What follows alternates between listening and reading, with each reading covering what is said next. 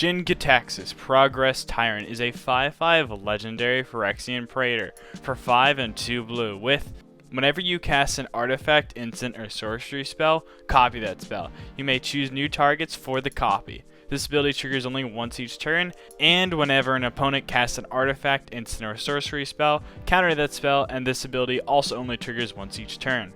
Our deck's goal is to ramp out Jin-Gitaxias as early as possible, and then once we have him out, quickly end the game by copying high mana artifacts, instants, and sorceries to outvalue our opponents and win the game, while also slowing down our opponents with his second ability. Along with this, we're also going to be taking advantage of some artifact synergies in order to gain incidental value and maintain a decent board presence. Due to Jin-Gitaxias' incredibly high mana cost, we're obviously going to be running a ton of mana rocks in order to get him out as soon as possible. If we're lucky enough with our card draw and opening hand, we can actually get him out as early as turn 3 with this deck. While this usually isn't going to happen, ideally we're still going to get him out by at least turn 5. When it comes to our ramp, we're of course going to be running the classic Soul Ring, we're going to be running Liquid Metal Torque, Prismatic Lens, and Silver Mirror. We're also going to be running Mind Stone, which is really good because if we have this later in the game, we can sacrifice it to draw a card. We're also going to be running Thought Vessel, which is extremely useful because it gives us Nomad hand size. On top of that, we're also going to be running a few mana rocks that don't come down at 2. We're going to be running Thran Dynamo, Worn Power Stone, Palladium Mirror, and Hedron Archive. Hedron Archive is really good here because just like Mind Stone, we can sacrifice it later in the game to draw cards. Everflowing Chalice is also another one I really like here because if we really need it, we can drop it at 2 mana, but later in the game we can dump a ton of mana into this and bank it for later.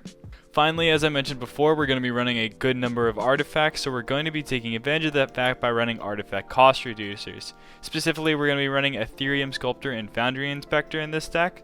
They're all really great and will really help us propel ourselves even further, especially in combination with our mana rocks. Now obviously if we want to draw into our big haymakers, we actually have to run some card draw. Of course we're going to be running the classic blue suite of Mystic Remora and Rhystic Study. These cards are absolutely great and need no introduction. We're also going to be running a few Draw X spells. These cards are specifically great with Jin-Gitaxias because it allows us to copy them and have X be the same cost. Specifically, we're going to be running Blue Sun Zenith, Stroke of Genius, and Pull from Tomorrow. We're also going to be running Factor Fiction, Dig Through Time, and Windfall. While our commander doesn't have any particular strategies with the graveyard, these cards are just generically good, so it's always worth running them. This might be a controversial pick, but I've decided to put Howling Mine in the deck. In my personal experience, this is a really fun card, and I've been running it in a lot more decks recently. I think in general it makes the overall play experience of Commander great for everybody. However, what is worth noting is that this is a little dangerous in the later game, specifically if we clone it with Jin-Gitaxias, because it makes it so our opponents draw 2 more cards than they normally would, making it a lot easier for them to draw into removal spells, which we really don't want, because at that point we're locking down the board. I think in general, this is something you could cut if you want to make this more competitive, but I think overall this is definitely worth running just because I think it's a fun card and also because it does give you some political gain if you're helping out other players. To double down on the artifact synergy, we're also going to be running a few artifact-based card draws. Padim, Council of Invention, is going to draw us cards as long as we control the highest value artifact on the field. It also provides protection for our artifacts, which is super great when we play our big haymakers. Vidalcan Archmage is great because it turns all of our artifacts into cantrips, and Mystic Forge is an absolutely ridiculous card, allowing us to dig very easily for what we want. Finally, we are also going to be running Seagate Restoration. This is a super fun big draw effect that we can get a ton of value off of by copying it with Jin-Gitaxias, but what's also great is if we get it early game, we can play it as a land. As I've reiterated multiple times, we're going to take advantage of the high number of artifacts in this deck by running a lot of synergy. Mirrodin Besiege, Psymaster of Thopterus, and Efficient Construct are all great here, because whenever we cast an artifact spell, we get a 1/1 out of it, which is super great. It lets us maintain a board presence, and with something like Psymaster of Thopterus, we can actually turn that into card draw. We're also going to be running Riddlesmith, which is great because it lets us get better card selection, allowing us to smooth out our draws and chuck whatever we don't need at the moment. Unwinding Clock is great because it synergizes incredibly well with the vast number of mana rocks we're running in this deck, and it's really great because it allows us to better take advantage of the instants we have in this deck once we have Jin-Gitaxias out. Now let's get to the exciting part of this deck, the big spells we're going to be copying off of Jin-Gitaxias. Now, obviously, this is a little bit mean, but it's hard to understate that extra turns are brutally good in this deck because we can essentially take double the turns we would usually take.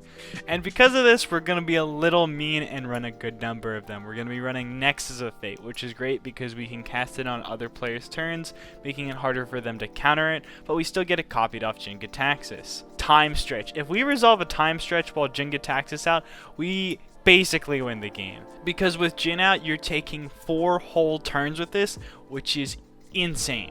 Expropriate's great here because of course we can take an extra turn, but on top of that we also get to steal our opponent's permanents because that's what they're going to choose. So at minimum we get 6 free permanents and 2 extra turns if we cast this while Jin's out.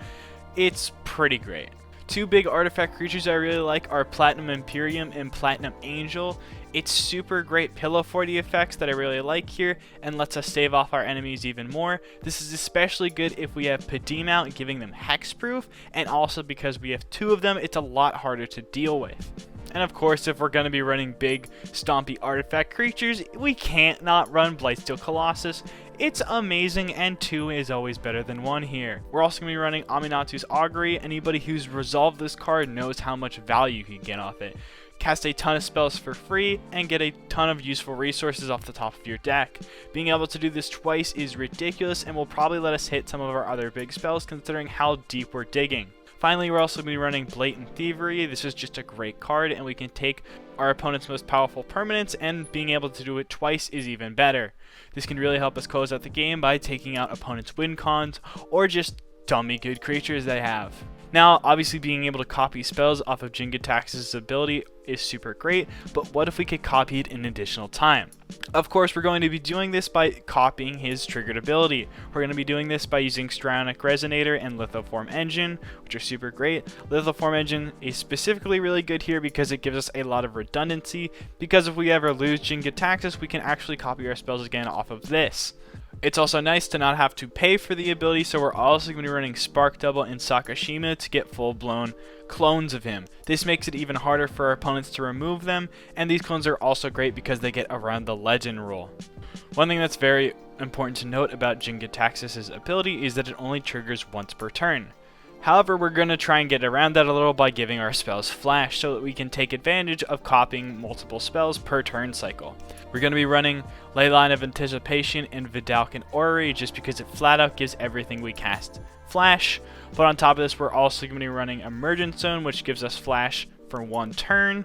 And then finally, we're also going to be running Shimmer Mirror, which just gives our artifact spells flash, which isn't everything we want, but hey, being able to flash in a Platinum Imperium or Platinum Angel at just the right time is super useful. Of course, we're also going to be running a good number of utility pieces just to further strengthen our deck. Spell Scud is really good here. It gives us an extra piece of protection for our board, and Jin-Gitaxias specifically, considering our opponents have to waste a lot of spells to remove him, having another way to disrupt them is super great. Thieving Skydiver is a great card that should be ran in almost any blue deck. It's super good early game because we can take our opponent's mana rocks essentially. It's also good late game because we can take advantage of a lot of high value artifacts that our opponents could be taking advantage of. We're talking Ashnod's Altar, Panharmonicon, Lithoform Engine. If we can take it from our opponents, super great. Mirage Mirror is a super good card. It allows us to either double up one of our effects if we really need it, or copy something super great one of our opponents control. Phyrexian Metamorph is a great clone, and it's really good here because it's an artifact, so we can copy it with Jin-Gitaxias. Guile is super good here because it takes advantage of Jin-Gitaxias' second ability, allowing us to essentially take the spells that our opponents cast on their turn and use them for ourselves.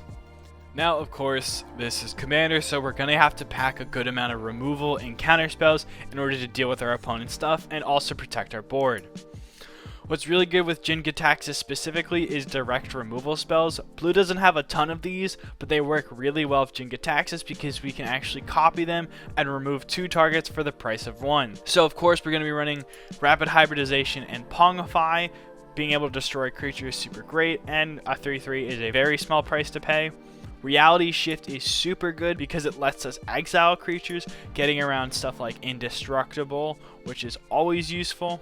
Curse of Swine is really great, another way to exile creatures, but also lets us exile a lot more creatures than we would usually thanks to Jin-Gitaxias. Critical Command, always a great card, but one thing that is important to note, if we copy it with Jin-Gitaxias, we can't choose new parts of the modal spell. So it's really good because it can let us draw 2 cards and bounce 2 creatures, but it's not super useful to tap all creatures your opponents control twice.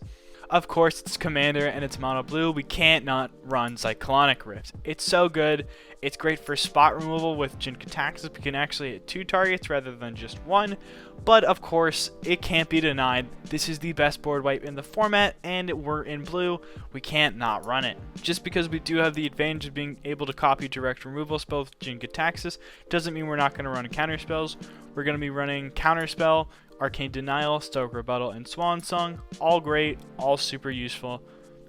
And finally, the most glamorous part of the deck, let's get into the lands. Academy Ruins and Buried Ruin are great because it lets us recur the artifacts that we use, just in case our opponents remove them for whatever reason. Castle Vantress is a super useful mana sink. If we get flooded too much, it allows us to smooth out our draws a little bit.